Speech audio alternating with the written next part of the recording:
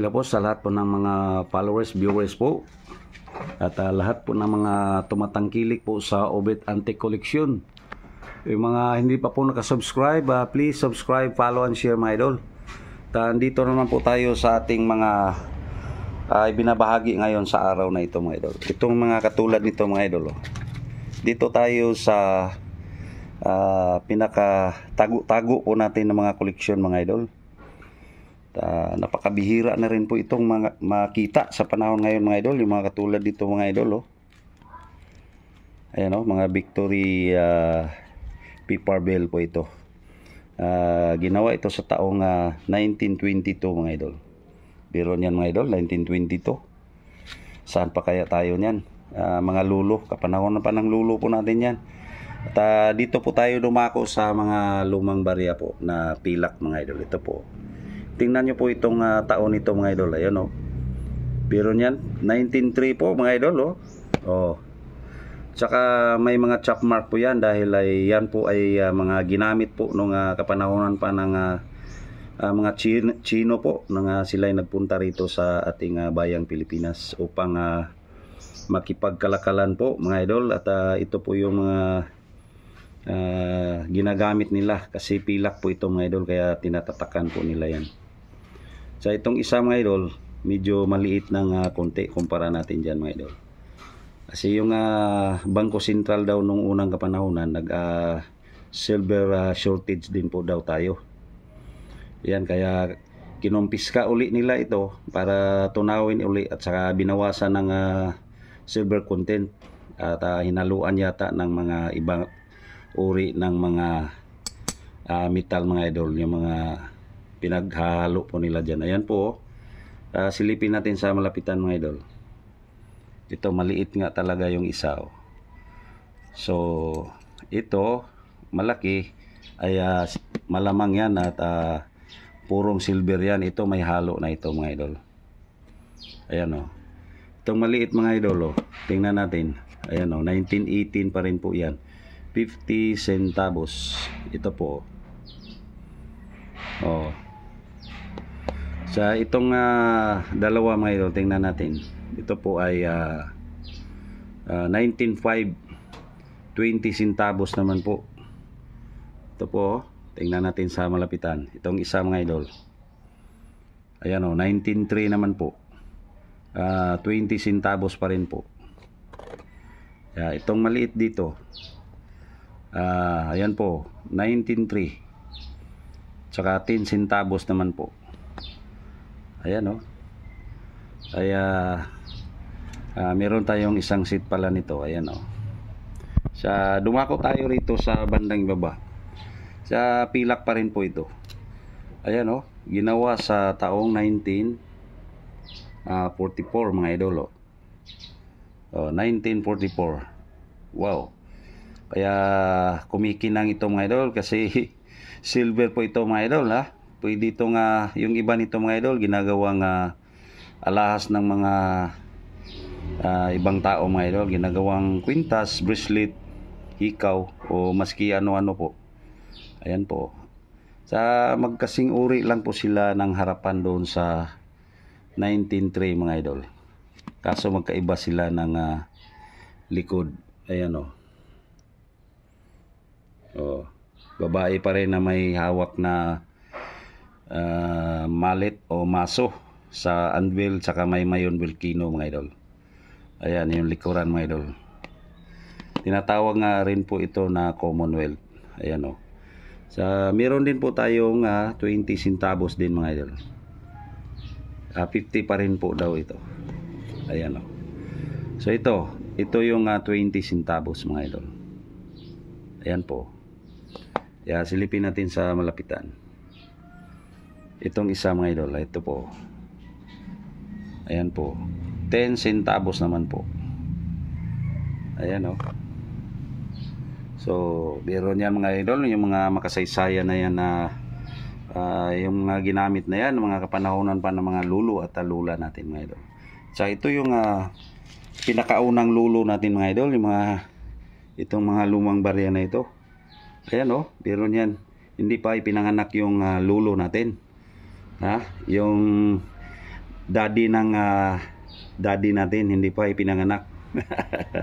Biro niya, no? Yung unang lulo pa talaga natin ito, mga idol. Biro niya, no? 18th century, oh. Saan pa kaya tayo na lupalop ng mundo, mga idol? Biro niya, mga lumang barya na yan. Ito yung mga ginamit talaga ng mga barterers o pakipagkalakala ng mga Chino pati Pinoy po dito sa ating bayang Pilipinas. Ayan, oh. Kasi paano natin malalaman? Kaya silipin natin to sa malapitan, mga idol. Ayan po yung mga chop mark, mga idol, oh. Siguro ng mga Chino, kaya kapag napunta sa kanila ito, minamarkiran po nila ito, mga idol. Ayan, oh. Iwas din po sila sa mga baka may mga replika din nung unang araw. Ayan, oh. Kaya minamarkira nila yan. Uso na rin pala nung mga unang panahon yung mga replika, mga idol. Paninigurado ng mga Chino yan. Kaya tinatakan nila yan. O ano kayang mga kasaysayan yan, mga idol, hindi natin alam. Kung bakit ay may mga chop mark yan. So ito, mga idol, oh, tingnan natin yung taon nito, mga idol, oh. Wow, 1836 din. So mas matanda talaga ito, mga idol, oh. Pero niyan, oh, 18th century. Tsaka barya ito ng Pero, mga idol. Peruvian. Siguro kaya napunta ito sa lugar po natin.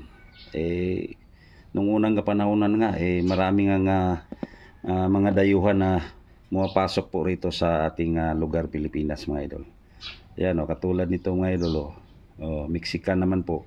So yung mga barya na ito, mga idol, mga ginamit yan dito sa mga ninuno pa natin. Biro nyo, lahat ng mga barya pala noon mga gawa sa pilak. Ito yung mga salapi na ginamit ng mga Chino talaga, mga idol. Ito, oh.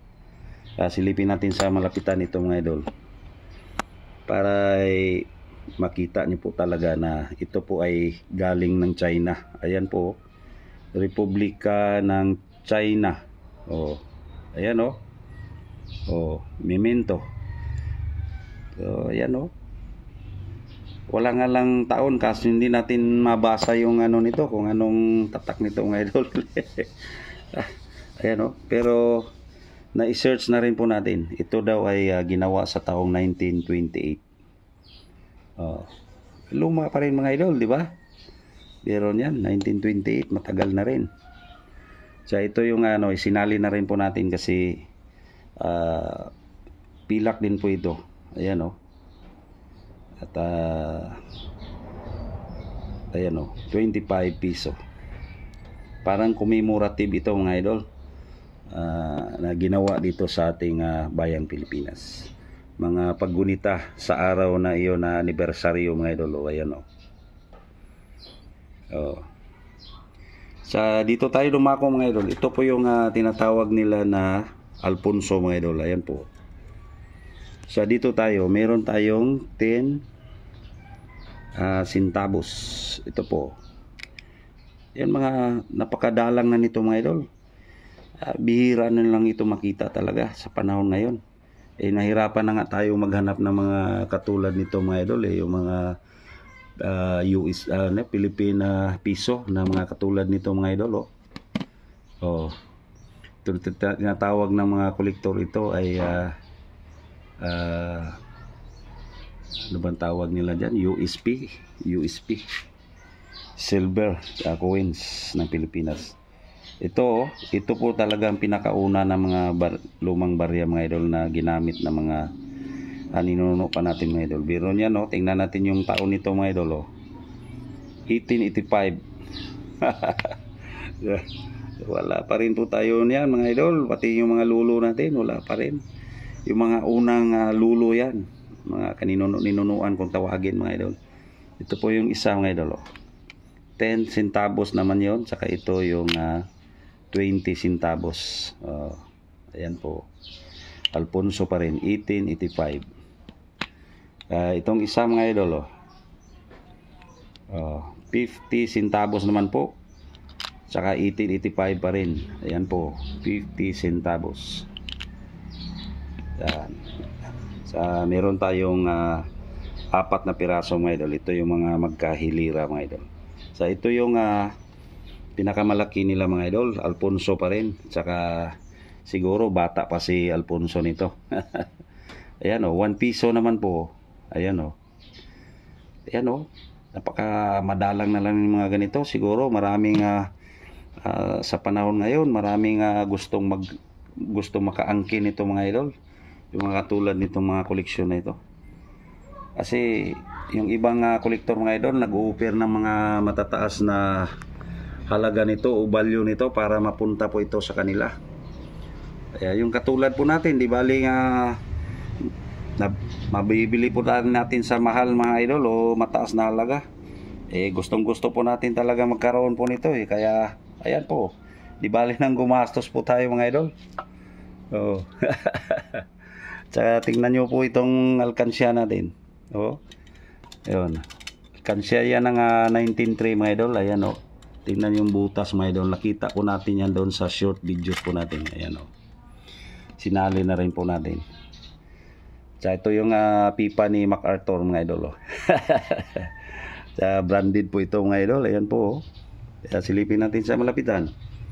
Ayan po. Oh. Wow. Parang hindi pa ito ginamit ng nagmamayari. Parang bumili sila dati niyan at pang display lang. At ito ay napunta naman po sa atin. So ito rin po mga idol. So marami pa rin po tayong mga paper bill doon. At ito lang po yung naipasili po natin. So sana natuwa naman po kayo nitong ating binabahagi sa inyong harapan ngayon mga idol. Sana wag niyong kalimutang mag-subscribe mga idol para makasunod naman kayo lagi sa ating pinasilip na panibagong video mga idol. Ayan po.